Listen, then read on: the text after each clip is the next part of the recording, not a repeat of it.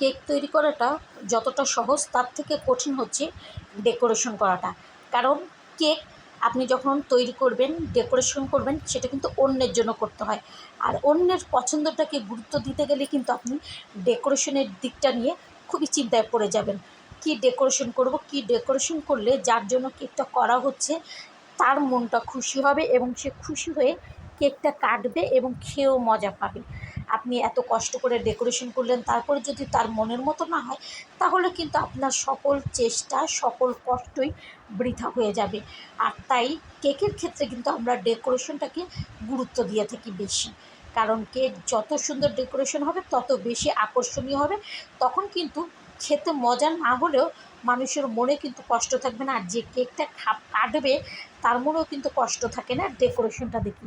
তাই কেকের ডেকোরেশনটা খুবই গুরুত্বপূর্ণ, এটা কিন্তু আমাদের সবারই মাথায় রাখতে হবে। যার উদ্দেশ্যে আমরা কেকটা বানাচ্ছি তার মনের মতো যাতে কেকটা হয়। আমি যা বলেছি তা কি ঠিক বলেছি?